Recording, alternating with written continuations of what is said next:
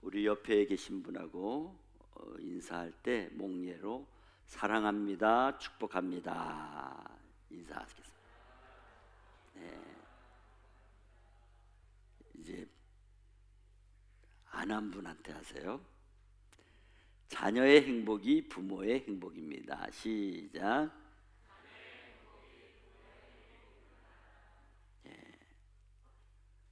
오늘 말씀의 제목은 우리 자녀 행복하게 살게 하려면, 그런 제목으로 오늘 말씀을 선포하겠습니다. 맹모삼천지교라는 말이 있습니다. 이 말은 맹자의 어머니가 맹자가 어렸을 때에 바르게 교육하기 위해서 가난함에도 불구하고 어려운 살림에도 불구하고 3번 이사를 하게 되어 그 이사를 통해서 맹자를 바르게 키웠다고 하는 뜻에서 나온 말입니다. 자녀를 교육하는 것은 환경이 중요합니다. 여건이 조성이 돼야 됩니다. 왜냐하면 환경은 제2의 천성이라고 했습니다.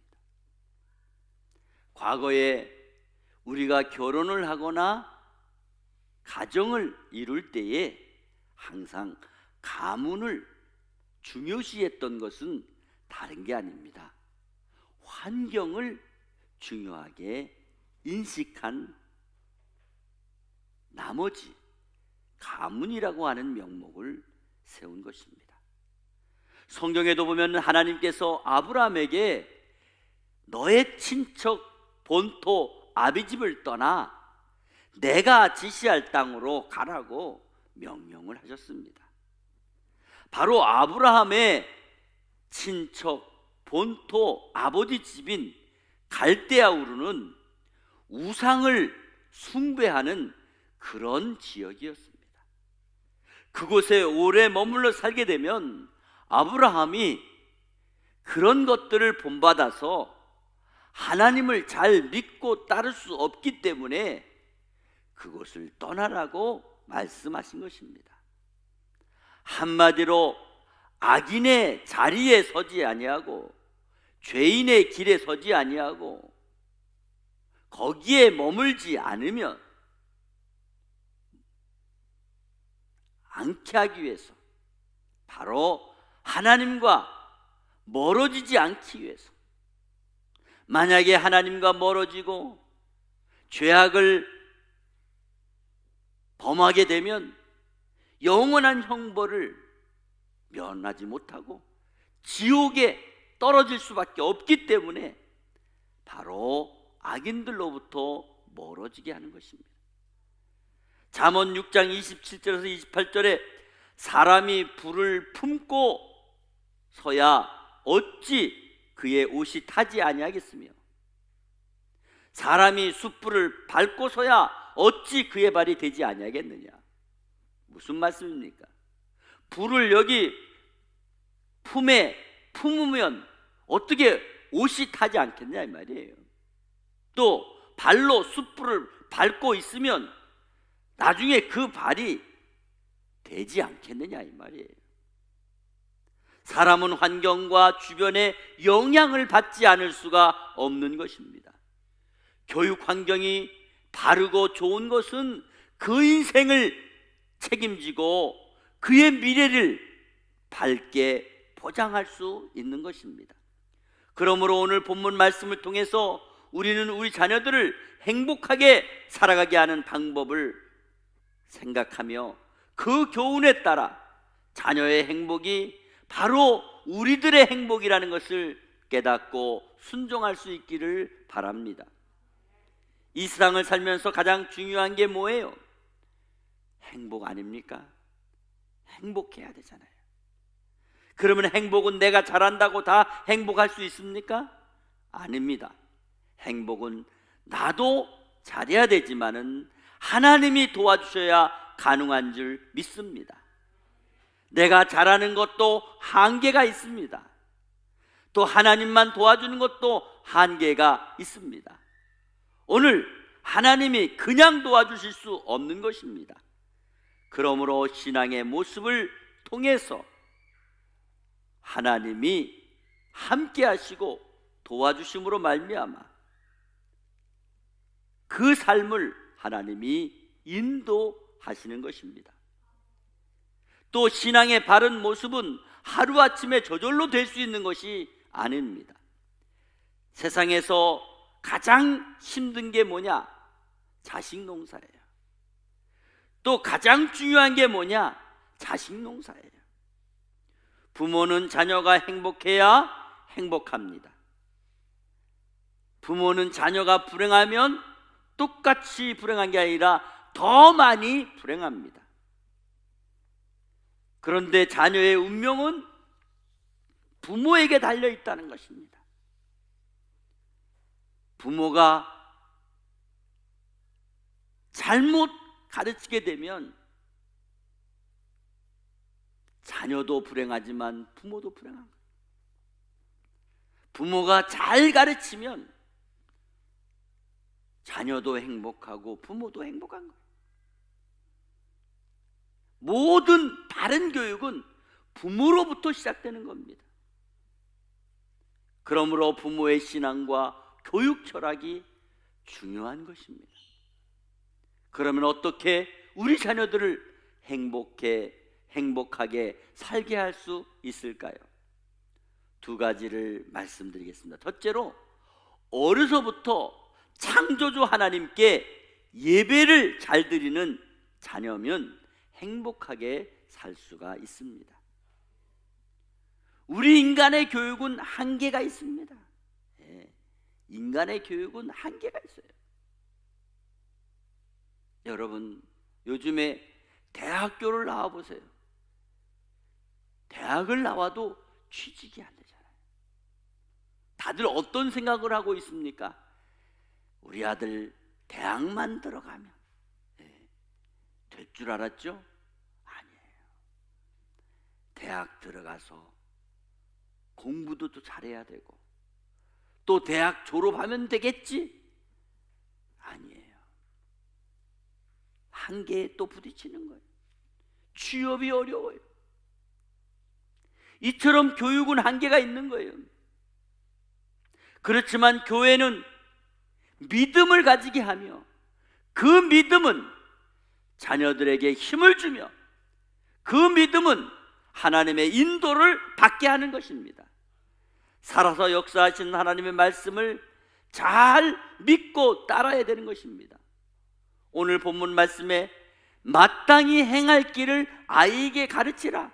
그리하면 늙어도 그것을 떠나지 아니하리라. 이렇게 말씀했습니다. 마땅히 행할 길, 그게 뭡니까? 마땅히 행할 길을 가르치는 것이 어디입니까? 교회입니다. 인간이 마땅히 행할 길은 창조주 하나님을 잘 믿고 예배 드리는 것입니다. 시편 127편 1절에 여호와께서 집을 세우지 아니하시면 세우는 자의 수고가 헛되다고 말씀했어요. 집이 뭐예요? 가정이란 말이에요.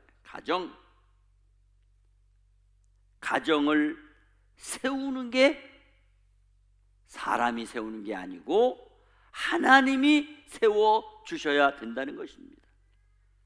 하나님께서는 마땅히 행할 길을 행하는 가정의 자녀들을 세워주시고 축복하시는 줄 믿으시기 바랍니다. 부모님들은 분명히 알고 있습니다. 이 세상을 사는 것이 그렇게 만만하지 않다는 거, 내 생각대로, 내 계획대로, 내 뜻대로, 내 목표대로 잘 안 된다는 것을 잘 알고 있습니다. 그래서 누군가 뒤에서 도와줘야 되고, 누군가 함께 해줘야 되고, 누군가 관계 모든 것들을 잘 이루어 주어야 된다는 것을 알고 있습니다. 그런데 그런 문제가 일어났을 때 몸에 배지 않으면 할 수 없는 게 있어요. 그게 뭐예요? 기도예요. 예배예요. 주님께 매달리는 거예요. 주님을 의지하는 거예요. 그게 어느 날 갑자기 할 수 있는 게 아니란 말이에요. 그래서 어려서부터 창조주 하나님께 나와 예배를 드리고 그분을 따르는 삶을 통해서 두려워 말라, 놀라지 말라, 내가 너와 함께함이니라, 내가 너를 도와주리라, 내가 너를 굳세게 하리라, 내가 너의 하나님이 되어 물 가운데 갈지라도 물이 너를 침몰하지 못할 것이며 불 가운데 갈지라도 불이 너를 사르지 못하리라.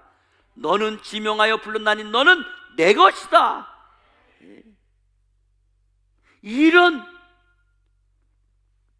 믿음을, 확신을 가지고 나가는 인생은 반드시 하나님이 축복하시는 줄 믿습니다.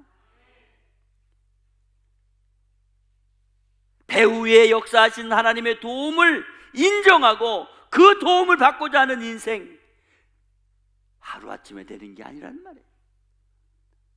어려서부터 몸에 익숙하게 될 때에 순간순간 위기가 오고 어려운 상황이 있을 때 창조주 하나님을 의지하게 되는 줄 믿습니다. 우리 자녀가 예배를 잘 드린다는 것은 우리가 줄 수 없는 놀라운 영적인 능력을 공급받게 하는 것입니다. 그러므로 우리 자녀를 행복하게 살아가게 하려면 어릴 때부터 예배의 모범을 보이고 예배의 귀중성을 몸에 익숙하게 채워줄 때에 그의 인생 하나님이 책임지시는 줄 믿으시기 바랍니다. 주일날은 구별된 하나님의 날입니다. 주님의 날입니다. 주님께서 복을 주시마 약속하신 날입니다. 주일 성수는 하나님 중심의 삶을 말씀하는 것입니다. 이 날에 복을 반드시 받아야 될 줄 믿습니다. 여러분, 우리가 열심히만 한다고 다 되는 것 아니잖아요. 하나님이 도와주셔야 되는 것 맞습니다. 하나님께서 이 날에 복을 주신다고 약속하셨습니다. 주일은 세상이 두 쪽이 나도 예배를 드리는 날이라고 하는 예배의 중요함을 우리 자녀들의 몸에 익숙하게 가르쳐야 되는 것입니다. 주일날 친구 만나는 거 좋습니다. 친구도 만나야 되죠. 주일날 놀러 가는 거 좋습니다. 또 주일날 돈을 벌 수 있습니다. 주일날 재미난 거 할 수 있습니다. 그러나 우선순위가 있습니다. 먼저 해야 될 것이 있다는 거예요. 예배가 우선되어야 됩니다. 그럴 때 하나님께서 그 인생을 축복하시고 사랑하시는 줄 믿습니다. 1924년 파리 올림픽에서 스코틀랜드의 에릭 리들은 그 나라의 유일한 금메달 후보였습니다. 그 경기하는 날이 주일이에요. 경기장에 나가야 되는데 그는 교회에서 예배 드려야 된다고 그 시간에 예배 드린 시간이라 그 경기에 안 나간다는 거예요. 국왕이 와서 달래고 왕자가 찾아와서 권유했지만 자신은 하나님의 날을 도둑질할 수 없다고 거절했어요. 그런데 놀라운 일이 일어났어요. 이 에릭 리들 선수를 대신해서 나간 선수가 금메달을 딴 거예요. 뿐만 아니라 자기는 주종목에 나가지 못했으니까 다른 종목으로 나갔는데 거기서 금메달을 딴 거예요. 결국 스코틀랜드에 2개의 금메달을 안겨주었다는 거예요. 그래서 스코틀랜드의 큰 영웅이 되었고 에릭 리드를 진짜 성도라고, 진짜 예수 믿는 사람이라고 존경을 받고 하나님께 영광을 돌렸다는 것입니다. 여러분, 하나님께 잘하면 하나님이 축복하시는 줄 믿으시기 바랍니다. 이사야서 58장 13절 14절에 만일 안식일에 내 발을 금하여 내 성일에 오락을 행하지 아니하고 안식일을 일컬어 즐거운 날이라 여호와의 성일을 존귀한 날이라 하여 이를 존귀하게 여기고 내 길로 행하지 아니하며 내 오락을 구하지 아니하며 사사로운 말을 하지 아니하면 내가 여호와의 안에서 즐거움을 얻을 것이라. 내가 너를 땅의 높은 곳에 올리고 내 조상 야곱의 기업으로 기르리라. 여호와의 입의 말씀이니라. 아멘. 무슨 말씀이에요? 하나님의 날을, 주님의 날을 기억하고 그 날을 존귀한 날로 지키는 사람은 어떻게 해요? 하나님 안에서 즐거움을 얻는다는 거예요. 땅에서 높이 올림을 받는다는 거예요. 그리고 야곱의 기업으로 기르리라. 할렐루야. 어려서부터 주일 성수를 지키고 살아계신 하나님, 역사하시는 하나님, 그 하나님 앞에 나와 예배를 잘 드리는 그 인생을 하나님께서 행복하게 하실 줄 믿으시기 바랍니다. 두 번째로, 어려서부터 하나님의 것을 구별하여 드리는 삶이 행복한 삶이 될 줄 믿습니다.